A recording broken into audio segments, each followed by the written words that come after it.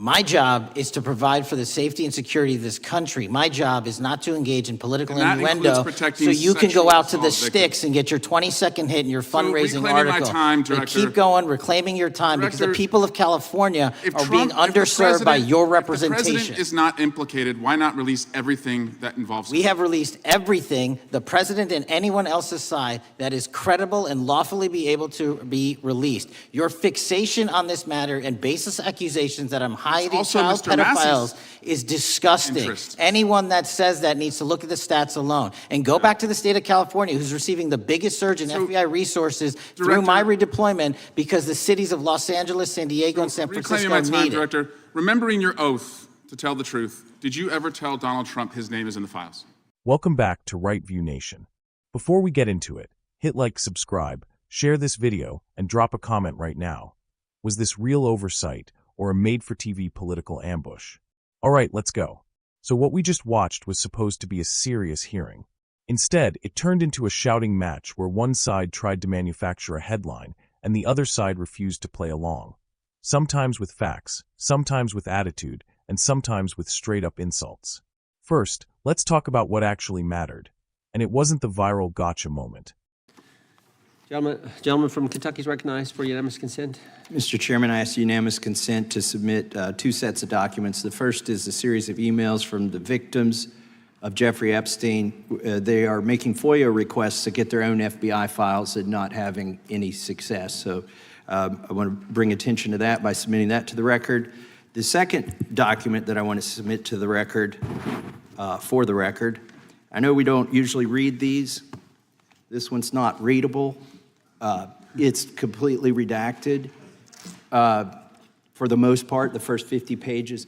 This is actually the search warrant that was served on James O'Keefe for a diary that he had already given to the government 2 months before.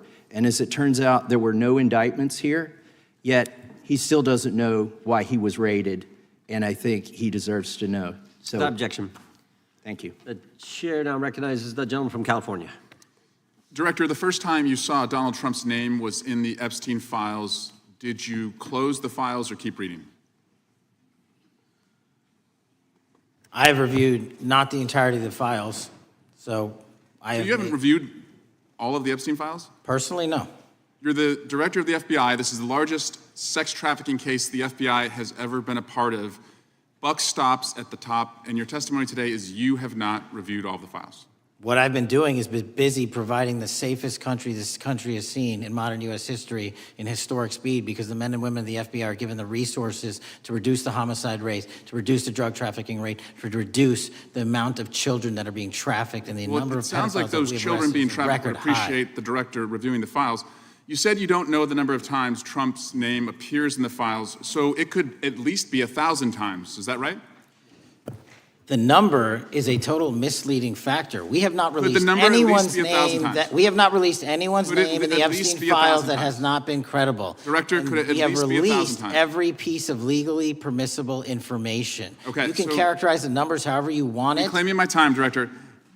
It sounds like if you don't know the number, it could at least be 1,000 times. It's not. It's not. Is it at least 500 times? No.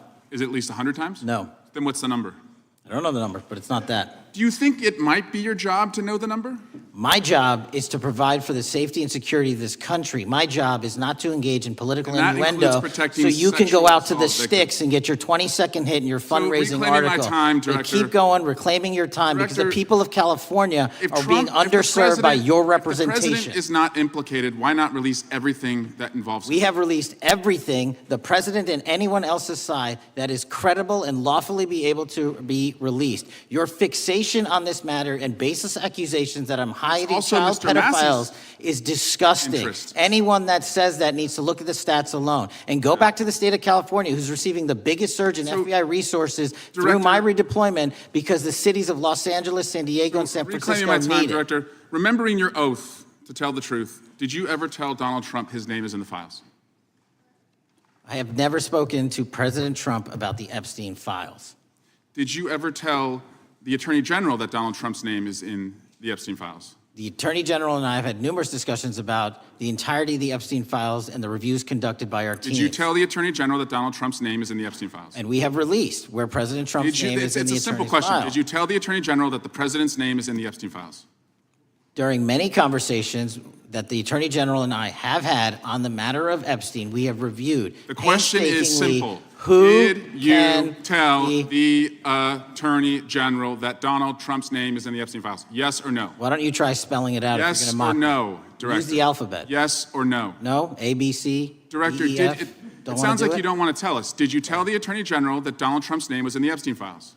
Why don't you try serving your Director, constituency did by you tell the focusing on Attorney reducing General that violent Donald crime in this Trump's name- country and the number of pedophiles that are Director, illegally reclaiming my harbored in time, your Director. sanctuary cities in Director, California? reclaiming I'll my work with time. you on that. Do Regular you want to order, Mr. work with us Chairman. on that? Director, Time reclaiming my belongs to the time. gentleman from California. Did you tell the Attorney General that Donald Trump's name is in the Epstein files? Yes or Question no? has been asked and answered. You have not answered it, and we will take your evasiveness as a consciousness of guilt.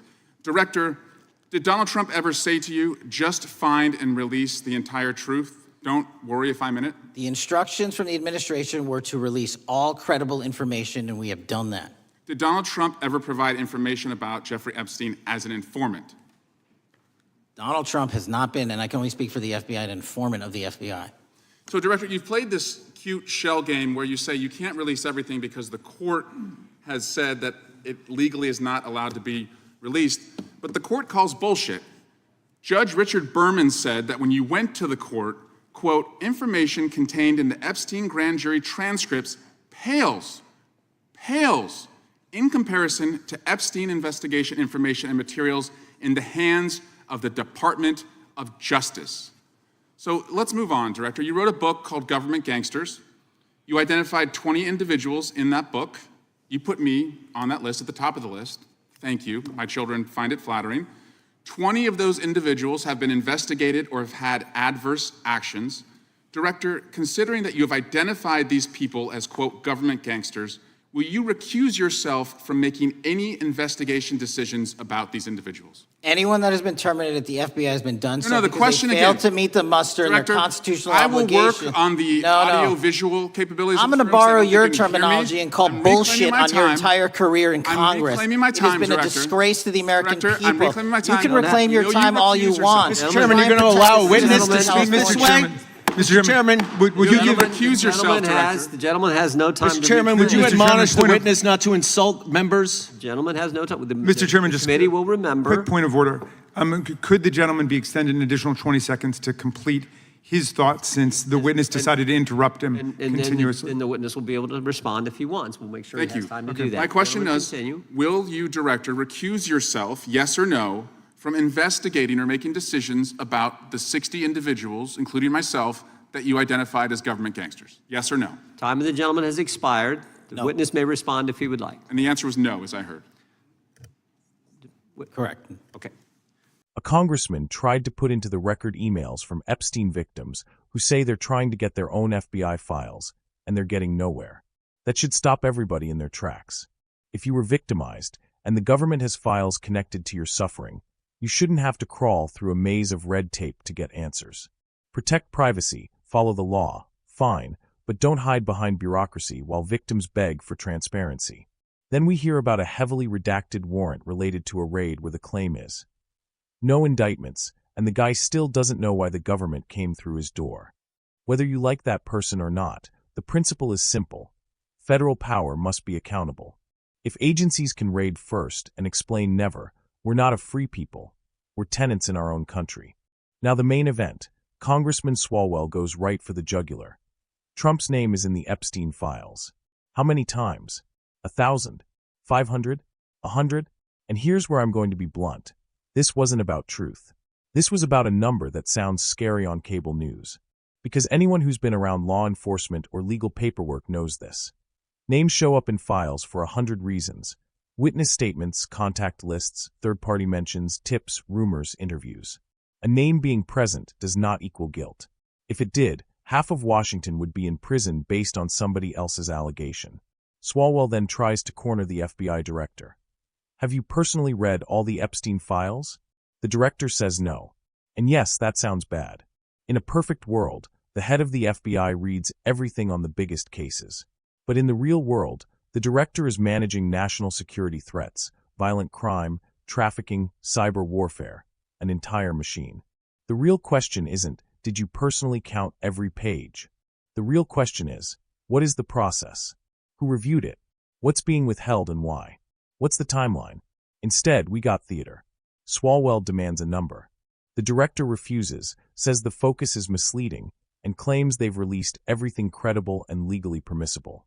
Then the director fires back hard, accusing Swalwell of political innuendo and fundraising. And honestly, you can hate the tone, but you can't pretend the incentives don't exist. Too many politicians treat hearings like content creation. Then comes the yes or no trap. Did you tell Trump his name is in the files? The director says he never talked to Trump about it. Then, did you tell the Attorney General Trump's name is in the files? And this is where it gets messy, evasive answers, repeated questions, and Swalwell trying to paint the dodge as guilt. Here's my position. If you want public trust, answer clearly. If the question is straightforward, respond straightforwardly. But also, Congress needs to stop using yes or no like a weapon when the real issue is policy and disclosure rules. If they want accountability, demand documents, demand timelines, demand independent review. Don't just chase a soundbite. The hearing keeps escalating, and then Swalwell brings up the director's book, calling people government gangsters, and asks if the director will recuse himself from decisions involving those named. Now that is actually a legitimate concern. Conflicts of interest matter. If you publicly label political figures and then have power over investigations, the public deserves strong ethics standards and transparency. But again, time runs out, tempers explode, and the answer is basically no recusal. So what's the takeaway? America is sick of a two-tier system, where elites seem protected and regular people get steamrolled. Politicians exploit that anger for clips. Institutions respond defensively. And the truth gets buried under ego, ideology, and career building. Here's what I want as a right-wing patriot. Victims first, real access, real answers. Maximum transparency within the law. Independent oversight, so we don't have to just trust anyone. Prosecute crimes, not headlines.